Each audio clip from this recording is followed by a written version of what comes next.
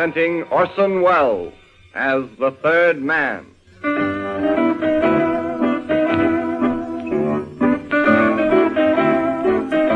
The Lives of Harry Lime, the fabulous stories of the immortal character originally created in the motion picture The Third Man, with zither music by Anton Karas.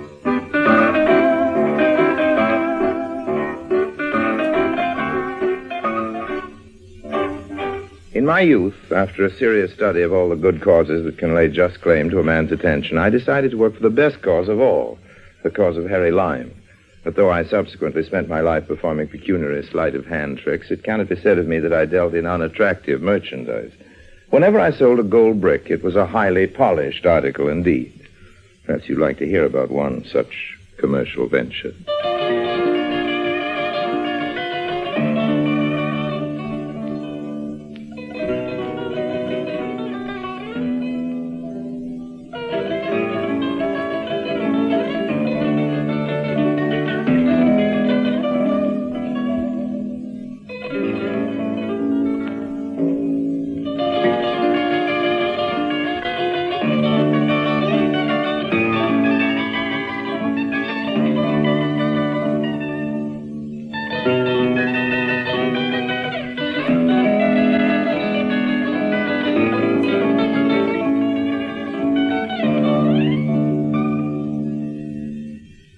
And now, Orson Welles as Harry Lime, the third man, in today's story, Turnabout is Foul Play. It was in Bern, Switzerland, where a number of people in the International said had come for a half-year's rest to make them fit for a half-year of weekending. I was with these people, but not by any means of them, for I'm well known to be a man of sober and industrious habits who never stops working for a minute, especially in places where the wealthy have congregated with loosened purse strings. The man I was doing business with was Hans Kroppt, a German industrialist. Herr Kroppt didn't know that I was doing business with him.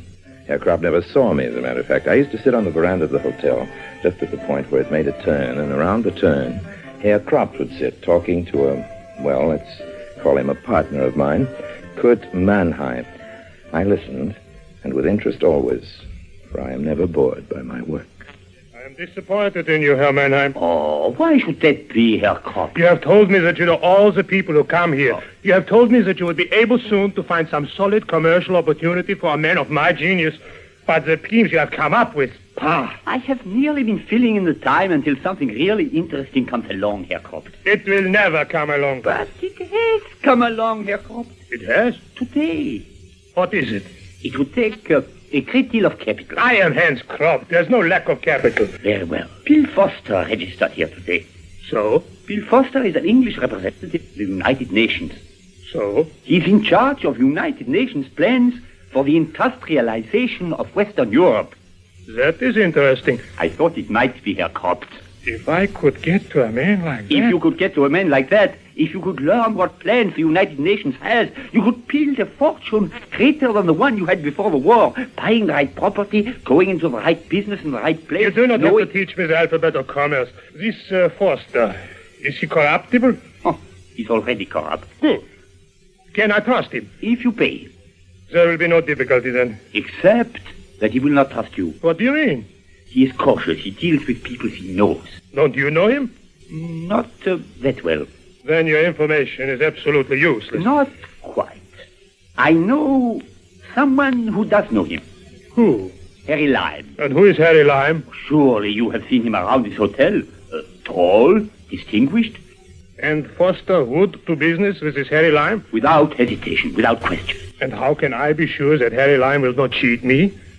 You can be sure of that. What you cannot be sure of, Herr Kroppt, is that he will help you at all. Why not? For the same reason that he will not cheat you. You have strange and disgusting acquaintances, Herr Mannheim. Harry Lime is incorruptible. Incorruptible? This incorruptible person is the only man in Bern who could act as a go-between with Foster? That is correct. Very well. We shall try to corrupt Harry Lime.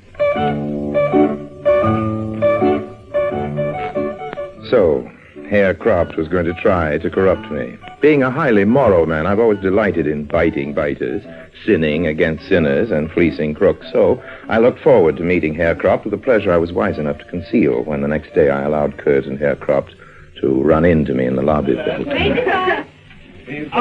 Mr. Leib. How are you, Mr. Leib? Herr Mannheim, isn't it? Yes, and I would like to present Herr Kropt. How do you do, Mr. Leib? How do you do? Hans Kropt. You have heard of him, surely. Oh, yes, I've heard of you, Herr Kropt. I read an account of your trial. Sorry your friend had to die. My friend? Yes, chap named Adolf Hitler. Oh, you are too harsh, Mr. Leib. I did only what any patriotic businessman under Hitler would have done. That's probably true. I've many times noticed that patriotism blunts the sense of smell. Mr. Leib, perhaps you and Herr Kropt could find some crown for beautiful Latin. We try. Perhaps we can find something, but do we have to try? Well, I was just suggesting... You were just suggesting that since Herr Kropt and I are guests in the same hotel, we can at least be civil to each other? Is that it? Oh, I'm sure that is what Herr Mannheim meant. Well, that's the way it'll be. We can be civil to each other, Herr Kropt. We can smile, we can bow, but at a distance, please, because my flesh is sensitive to knives in the hands of those who slap me on the back. Good day. Now Herr Kropt was sure that I was the incorruptible public official that my friend Kurt Mannheim had represented me to be, and if I continued to let him think so, it's only because as a point of honor I never tell the truth to liars. Later the same day, I listened once more from my station, just at the turn of the veranda, to a conversation between Kurt and Kropt. This man Lime is going to be difficult. I told you how it would be. There is no other way to get at Foster? No other way that I know of. What are Lime's weaknesses? He has none. Gambling? Huh? Lime. Does he drink? He holds it when he does. Does he like books or plays, operas, symphonies? Does he have a secret vice? Oh. Is there anything at all in his background that Herr you can... Kropt, let me assure you, I know the techniques of breaking down a man. I have investigated carefully. I have found nothing. You say he is a bachelor? Yes. Doesn't he get lonely? Who knows? Now, a woman could possibly difficult. Why is this man likes ultra-respectable women. Then an ultra-respectable woman could... An ultra-respectable woman who will do your bidding? It is difficult. I wonder... Yes? I wonder if Mr. Lime would like my daughter. Herr Kropt, you'd use your own daughter on a job like this? Oh, I would not let her know what I was about. I could not let her know. You know why? Why? Because she is like this man Lime. Exactly like him. She is toughish, she is proper, respectable, she is moral, she preaches. Oh, she does sound like Lime. Yes, and if Lime likes, I may be able to get around him. It will be a good joke on my daughter, eh, Kurt? She preaches at me all the time. Now she is going to help me. Listening there on the veranda, I was appalled. I'd played my part all too well. Now I was to be wooed. Not in any of the ways I could have suggested myself to Herr Kropt, not with money or entertainment, or by having a lewd and lovely dancing girl smile seductively upon me. No, I was to be thrown into the company of an earnest, bookish, sniffing do-gooder with glasses, most likely, and acne. A joyless drab who would in all probability avoid the use of the complexion aid she would so sorely need. And I would have to act up to this gargoyle. Well, business was business. Kurt informed me that I had 2 days reprieve, for Frieda, which was the preacher's name, would not arrive until Friday. I spent those 2 days in prayer, but by no means in fasting. And when Friday was all too soon upon us, I stationed myself in the lobby and waited to be accosted by Herr Kropt. Mr. Lime! Oh, hello there, Kropt. When my friend Mannheim introduced us the other day, Mr. Lime, you were good enough to say that you felt we should be civil. Yes, I did, at a distance. I understand. I am presuming on you now, Mr. Lime, asking you to understand that I am not the bad fellow I am supposed to be. Asking you, as the least, to be pleasant to my daughter. She has just come to stay here with me. I'd be very happy to be pleasant to your daughter. She is here. You would care to meet her? Certainly. Oh, Frieda! Frieda! Yes, Papa? Well, the girl who tripped toward us was not the girl I had been expecting. No glasses, no acne, no need of complexion aids. She was young and lithe, with corn blonde hair and rather serious blue eyes set in a face all peaches and cream. I'm afraid I staggered my way through the introductions. Perhaps you two young people would like to go into the patio or go for a hike. Is that what you call it? Papa, are you not presuming? Mr. Lime may have other uses for his time. Oh, no, not at all. I should be honored if you'd come with me into the patio, Fräulein Cropped. Fine. Patio. I have some business to attend to. I will see you at dinner, Frieda. I must apologize for Papa. Oh, why? He so obviously threw me at you. Oh, no, not at all. I don't know what to think. I'm very embarrassed. If you're a sample of his throwing arm, he should be with the New York Yankees, honey. You're very gallant. I'm very much smitten. I do not ordinarily approve of my father's friends. Fine, because I'm not a friend of his. The fact is, I don't approve of your father very much. I don't blame you. But we shouldn't let such things make any difference to us, should we? The patio? By all means, Mr. Lime.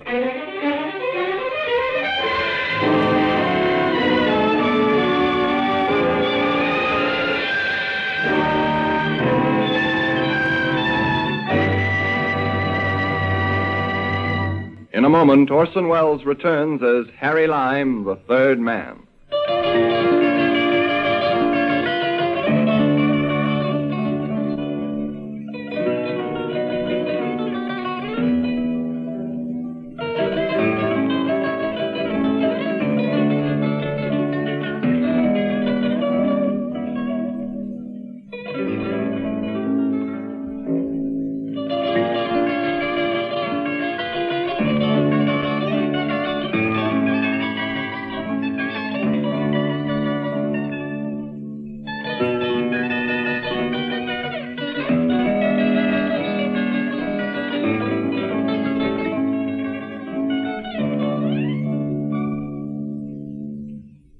And now, Orson Welles as Harry Lime, the third man, continues in today's story, Turnabout is Foul Play. Frieda and I danced and skied and dined and walked together every day and every evening. My father beamed whenever I called at his suite for Frieda, made no attempt to approach me. He wanted to be quite certain that I was hooked before he started to reel me in, and as far as I was concerned, I didn't mind waiting for him to come to the point, not when I was constantly in such lovely company. It was Frieda herself who finally brought things to a head. One night when we were sitting over coffee after dinner in a corner of the hotel lobby. Harry? Yeah? We haven't spoken much about my father. No, we haven't. I know you disapprove of him. Oh, I'm sorry, but I do. It's all right. I do, too. And I think I can speak frankly to you. Well, I just hope you could, Frieda. He's up to something. You mean the sort of thing he used to do before he went to prison? Yes, I'm sure of it. He's carrying 30,000 English pounds in a money belt. 30,000 Yes. English pounds? I counted it when he was bathing yesterday. And, Harry, I wouldn't bother you with this, but I think it has something to do with you. With me? How could that be? You're an official of the American government, no. aren't you? No, of course not. Yes, you are. I heard my father talking to that Kurt Mannheim about you. I know it's supposed to be a secret, and I wanted to warn you. My father knows you're with the American government. Well, thank you, Frieda. I don't know how he discovered my secret, He but... discovers everything. He wants something from you. I feel so ashamed. I'm afraid he introduced us because he thought that you might... Well, but you would like me. Well, if that's so, darling, I must tell you he was right. Well, how are the young people, huh? Hello, Herr Cropped. You both look so serious. Papa, sit down a minute. Yeah? I've been telling Harry that you're up to something, well... Shall we say unsavory, Herr Cropped? The things one has to bear from one's moral and suspicious children, Mr. Lime. Oh. Frieda will not let me forget the mistakes I made when I was younger. What she says is quite untrue, of course. Is it? Then why are you carrying 30,000 pounds in your money belt? You have been searching my clothes, Frieda? I won't apologize. No, you will not apologize. You will only condemn. You haven't explained what you're doing with that much money. Well, you know the international refugee group you are so interested in. Yes? The drive opens next week. I was going to try to bring joy to your heart by giving the money to them. I do not believe you. I have listened to enough, Frieda. You may go to your... No, that's the most ridiculous Never thing mind, Harry. I'm a dutiful daughter. I will go, Papa. Goodbye. She is a dutiful daughter, Mr. Lime. In some ways. You brought her up in the old-fashioned way, I suppose? Exactly. And since I intend to marry her, I suppose I must let you know it before I let her know it. Seems silly, doesn't it? She would never marry without my saying that she could. I'm asking your permission, then. Mr. Lime, do you know Bill Foster, a United Nations man staying here at the hotel? Yeah? I am anxious to meet him. Well, that ought to be quite easy. I am anxious also to be recommended to Let's be him. plain spoken, Herr Croft. I know that Bill Foster has in his possession the UN plans for the industrialization of Western Europe. You want to bribe him, isn't that it? But you have to put it that way, Mr. Lime. I'm one of those efficient Americans you hear about, Herr Croft. I like to save time. Very well, I wish to bribe him. Now, about my daughter, Frieda. It is too bad that she would never marry unless her papa said she might. Now you're bribing me. Oh, not at all, Mr. Lime. Of course, I would want her to marry some person who was friendly to her. Okay. You don't have to spell it out, Herr Croft. Take your time, Mr. Lime. I love your daughter very much. I want very much to marry her. So? Well, I'll get in touch with Bill Foster for you.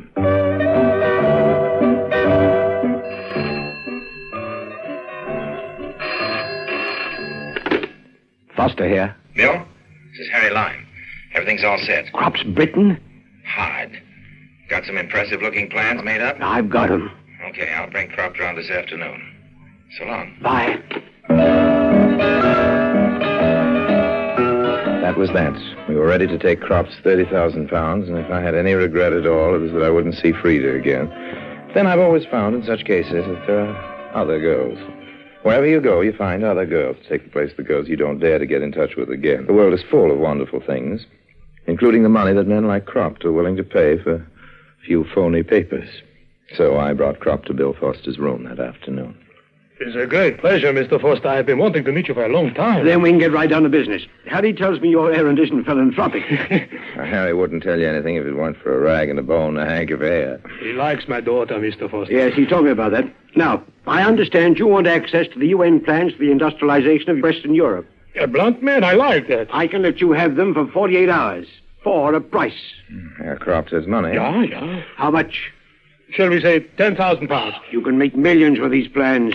15,000. Herr Croft, you know how distasteful this is to me. I myself wouldn't touch a penny of your money. I have no respect for either one of you, but in the context of this crooked business, I find myself unhappily associated with you, and I cannot permit one of you to cheat the other. Oh, don't worry, Harry, old boy. I wouldn't take him up on an offer of 15,000. I'd want 20 at least. I will meet that price. 20,000 pounds. 30,000.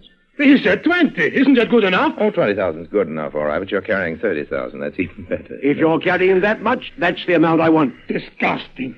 I hope you know, Mr. Lime, you have just cost me 10,000 pounds. Well, why don't you look at it this way, Croft? You haven't so much lost 10,000 as you have gained a son. All right. I shall want to take the plans and have my experts examine them before I pay any money at all. Is that so? I shall want the money before I let those plans out of my possession. Isn't Mr. Lime's word good enough for you? Mr. Lime must not guarantee that you will return the plans to me if you got them without paying for them. Now tell him, Mr. Lime. Well, Tell him that... I can't tell him what I don't know, old man. You're not particularly honest, Herr Croft. You might take the plans. After all, you might copy them and return them to Foster, if you return them at all. And without payment. Yes. It would be like you. Even be good business, I suppose. But I must have my experts examine them. I must know what I am buying. Herr Croft's point of view is reasonable, too, Foster, you know. Well, he won't get the plans till I get the money. Wait a minute. We both want this deal to go through. There must be a... Yes. We are both convinced of Mr. Lime's honesty, are we not? I am. And I. Thank you, gentlemen. You give me the plans, and I give the money to Mr. Lime to hold until my men have examined them. No. I was willing to bring you two together, but I don't want to have anything to do with the money. It seems like a reasonable proposition to me, Harry. The money is tainted. Nobody is asking you to keep the money. Well, I should hope not.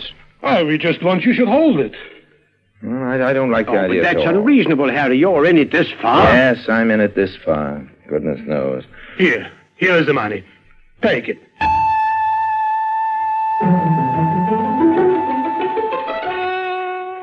It was a great pleasure to stand there looking unhappy and reluctant and to have that great pig of a Croft force the money on me. Well, I finally allowed his entreaties to prevail and stuffed the 30,000 pounds into my pockets. Foster then produced the completely spurious plans and blueprints, and Croft took them and left. Now we had to act fast. Foster gathered up his luggage. He was all packed, of course. We went immediately to my room, where my luggage awaited us. There was always the danger that Croft might see us in the lobby, so we took the time to arrange 2 envelopes, one with the money in it and one containing strips of newspapers. The envelopes looked alike, so if by chance we should find it necessary to return the money to Kropp, we could switch the envelopes on him. Now we were ready to go. But at that moment, there was a knock at the door. What's that? I don't know. Nothing to do but answer it. Harry! Oh, come in, Frieda. This is Mr. Foster. I was just about to bring him to the station, Frieda. Harry, and Mr. Foster, here are the plans my father got from you. I don't get this. I heard my father talking to some of his men on the telephone, telling them to get right over and examine these plans. I knew he couldn't have come by them honestly, so I took them. Foster, you'll be late for your train. You'd better go. I won't be able to help you now. Well, all right. Here, don't forget this bag. No, of course. You know where I'm staying. Oh, yes, I know. All right. Toodaloo. And thanks for the plans, miss. We won't prosecute your father. Now, Harry, what about the money my father gave you to hold? Well, you know about that, too? Yes. Frieda, I swear it was for love of you. I never wanted to get mixed up in this. I know all that. Papa chuckled over that with Kurt Mannheim. I heard him. I listen all the time. Now, what about the money? The money, yes. Do you know, I think we ought to teach your father a lesson and not return this money to him. I'm glad you feel that way, because that was my thought, too. Oh, it was? Yes. We'll use that money as he pretended he was going to use it. We'll give it to the refugee group. Harry, don't you think that's a wonderful idea? Oh, yes, it's perfectly wonderful.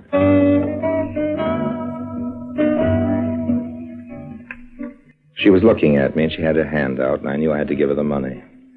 But the preparations I'd made to fool her father would be equally useful with her, I was sure. I took out the envelope containing the money. I handed it to her, had her count it, and put it back in the envelope and seal it. Then I spoke casually about a picture on my wall, and when she looked toward it, I did the old switcheroo with the envelopes. Both envelopes were now in my bureau, but the one with the money in it was under a magazine. I strolled casually into the bathroom, combed my hair, and when I came back, she picked up the envelope that was lying in plain sight, and we left for the offices of the refugee organization. This will teach Papa exactly the kind of lesson he needs. I was afraid that she would allow the officials of the refugee group to open the envelope in our presence. But she was just as willing as I was simply to leave it and go outside. So everything was okay. And now to get rid of her. Are you going back to the hotel, Harry? No, I'll have to leave you. I'll see you tonight, Frieda. All right.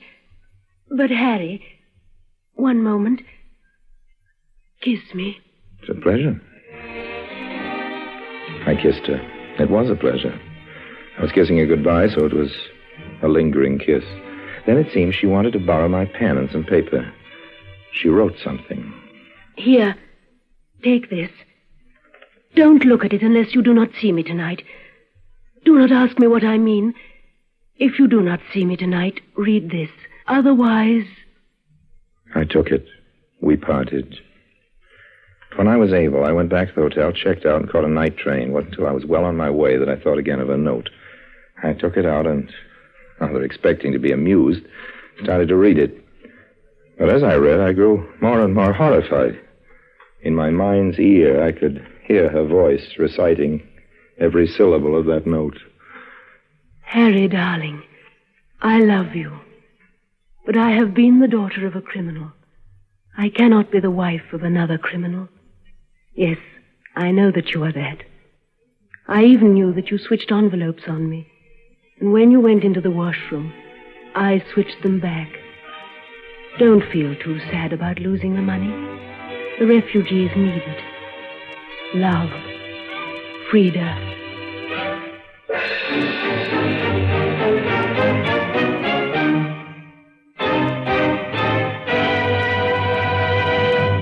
Harry Lime will be back in just a moment.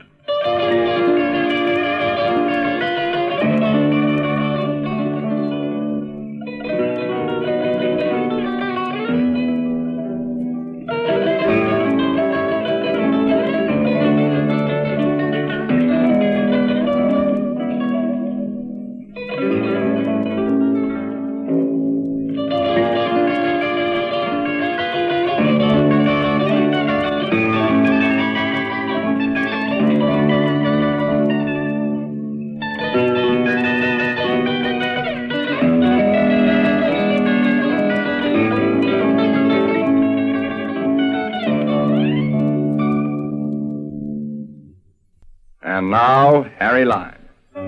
A long time ago, when I was a little boy, I got into a fight with another kid. He gave me a terrible beating. That was the worst moment in my life. But this was the second. However, one must be brave. One must take the bad with the good. Suppose it might have been worse. Suppose I was married to an honest girl like Frieda. The very thought sends a shudder down my spine. So long now.